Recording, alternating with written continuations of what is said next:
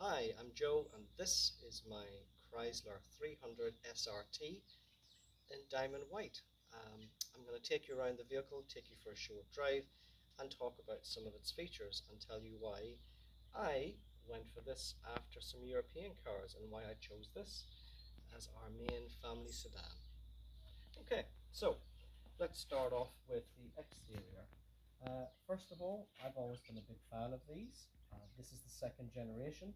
The first generation, you may recall, was in the early 2000s. Now that vehicle was powered by a 6.1 litre V8 engine, whereas this one is actually their own engine. This is the 6.4 Hemi V8, which is huge. It's actually the largest production engine you can get in a car that's naturally aspirated. The 300 SRT actually finished production only last year, only in 2023. The vehicles are all assembled in Canada, in Ontario, along with the Challenger and Charger. And this last one of these rolled off the dealership forecourt on the 9th of December, and it was burgundy. Now, back to this car, if you'll actually see, it's very, very clean and tidy, and that's because this vehicle is actually New Zealand new. This particular one has only done 36,000 kilometers, and it's been babied its entire life. It is 2016. In actual fact, it's June 2016. So again, why did I choose this? Why did I go from European cars to something that's American? The stigma that surrounds American cars is sometimes they're a bit, how would I put it, put together on a budget compared to some of the European rivals, and I'm not denying that for a minute. But when I got this vehicle home, I was pleasantly surprised just at how many neat features it has. Let's start from the outside, shall we?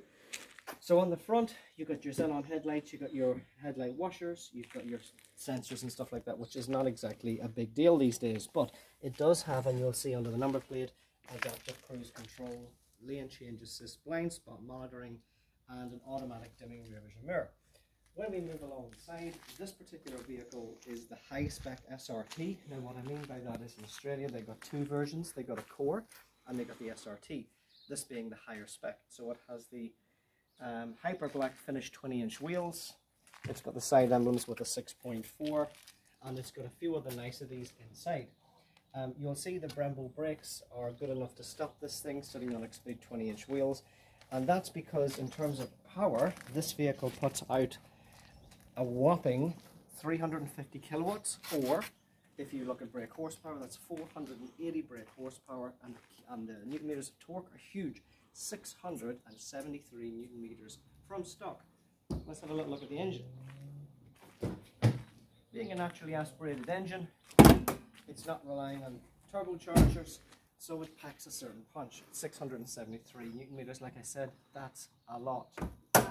So here we are. This is the 6.4 Hemi V8, which powers the beast. You will notice that there's a lot of vehicles across the Dodge Jeep Chrysler range which has this engine, and another one that is commonly associated is the Jeep Grand Cherokee SRT. The vehicle, of course, is rear-wheel drive, not all-wheel drive. Let's move along onto the inside.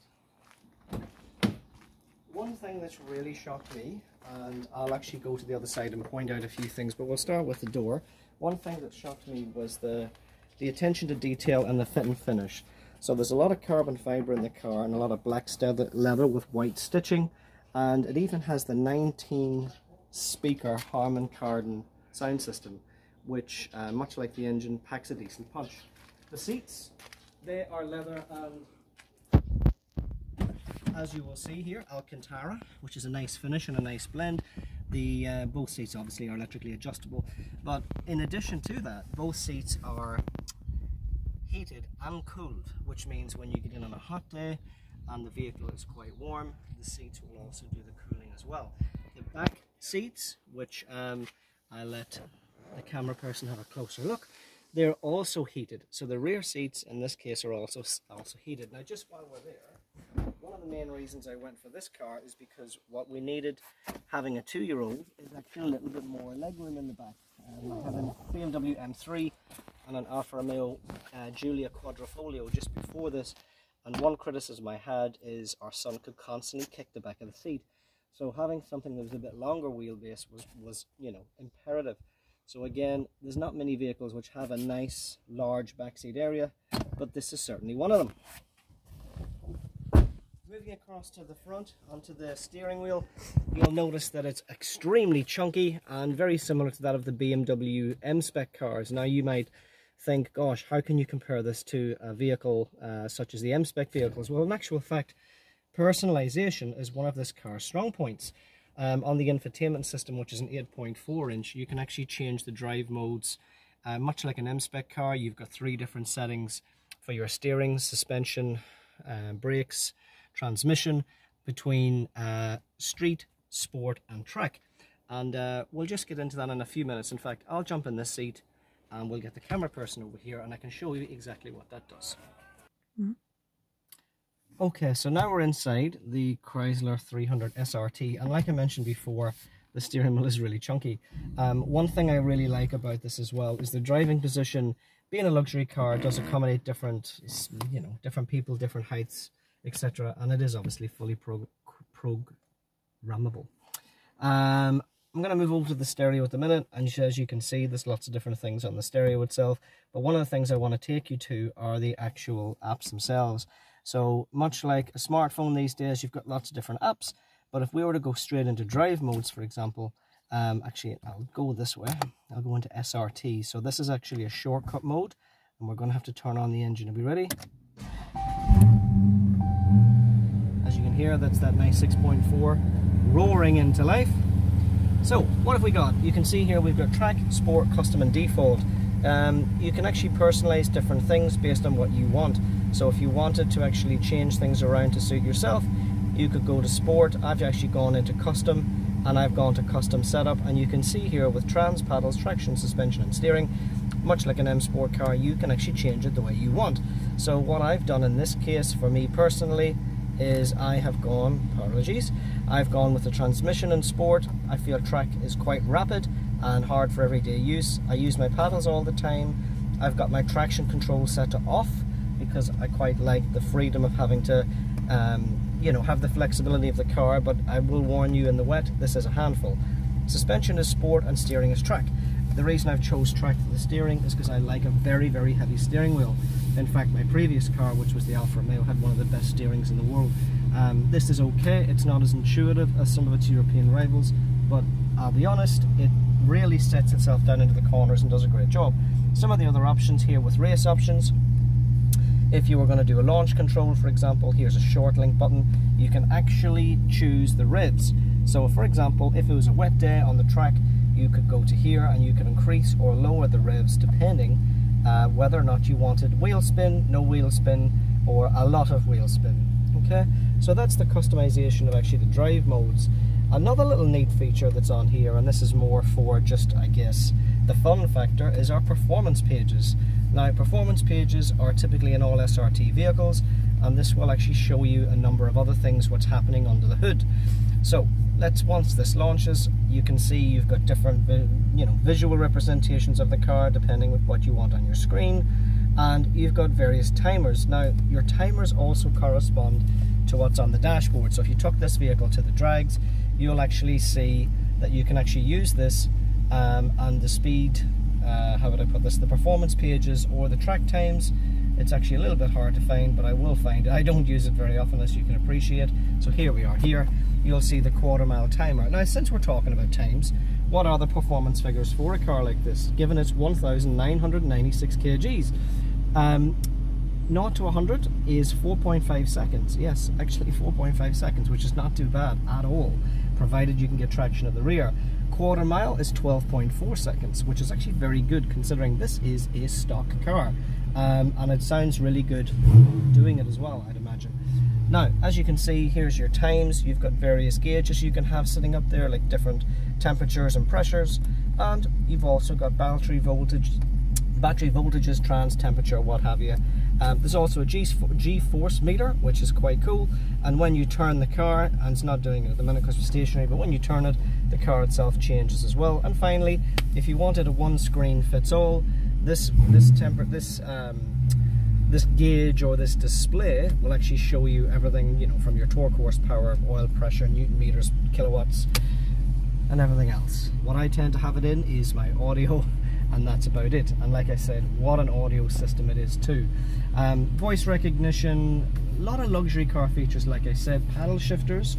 This is actually paired with a unique 8-speed transmission specific to this car, so you won't get it in the other ones. So the 8-speed transmission is an absolute game changer for this, and I'll tell you what, it makes a huge difference.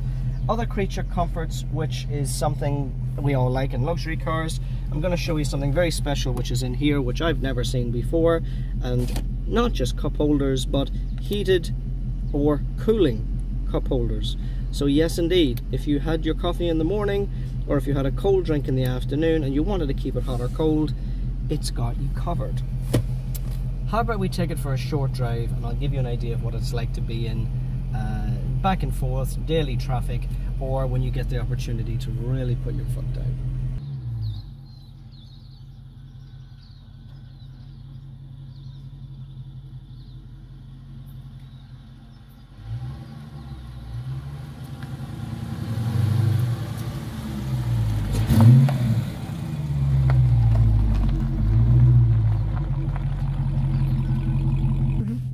Okay, so we are now in our 300C SRT, and we're going to go for a short drive. Like I said, I've got enough stuff set to probably medium to hard. The suspension itself is quite firm with the adaptive dampeners, but in saying that, I am more used to that sort of drive. Everybody's a bit different. The car, considering it's got a monster of an engine, isn't drony at all, but you can still hear that engine, and it's not, as far as I'm aware, it's not really pumped in like a lot of vehicles are these days.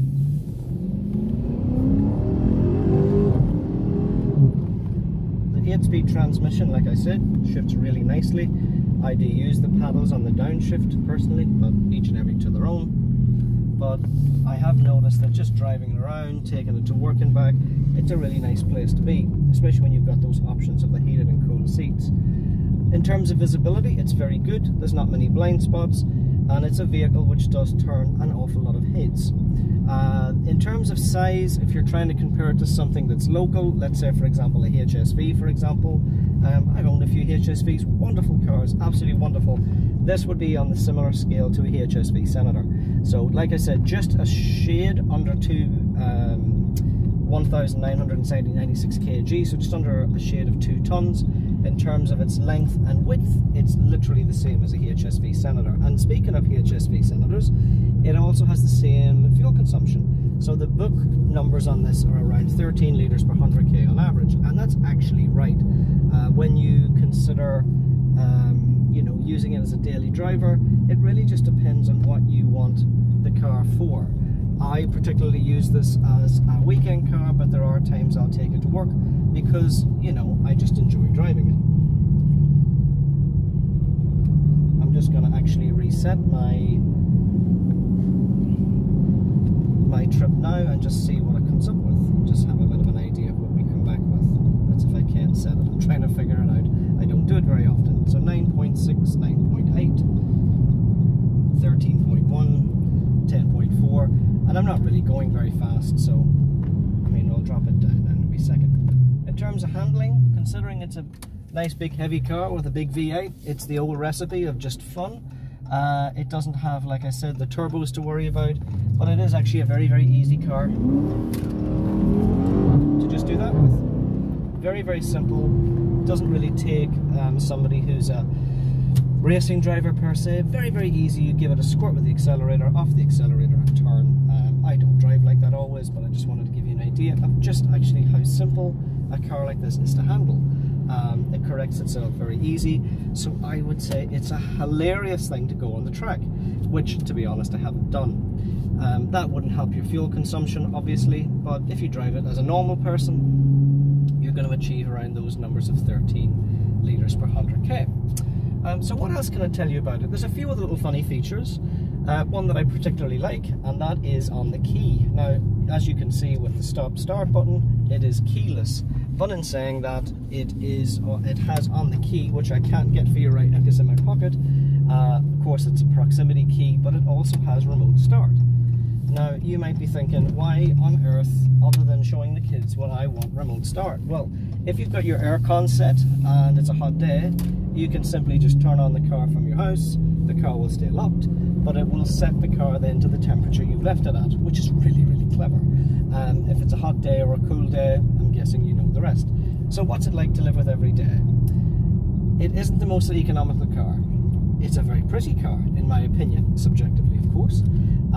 It is a lot more different than your Holden Commodore SS-V that you'll see around, or some of its HSV brothers and sisters. And I just think personally, for something that's a great weekend car that you can take people with you, it's terrific. Many people go and buy their Mustangs and their Camaros and their Challengers, and I get it, and I think they're all wonderful. Great cars, but for me, at least if I wanted to go somewhere and I wanted to go to Hampton Downs or I wanted to go to a track day, I can put people in the back and we can actually all go together. The boot is absolutely huge, cavernous is how I would describe the boot, and the back seats also fold down, which is a really neat feature. Not a lot of sedans, the back seats actually fold down. So, would I buy one? Absolutely. I will have to sell this at some point because we've just bought a new house. So unfortunately my cost of living has just gone up a bit, so unfortunately this car may have to go to somebody who's lucky enough to have it in their driveway. It is New Zealand new, not an import, and I think that helps its value because there weren't a great deal amount of them that came into the country New Zealand new to be sold from Canada, and yeah, it's a super investment because this is the last of a dying breed of pure American muscle, practical performance family sedans. So if you're interested, give me a call. I'm on 021 195 1169. That's 021 195 1169. Thank you.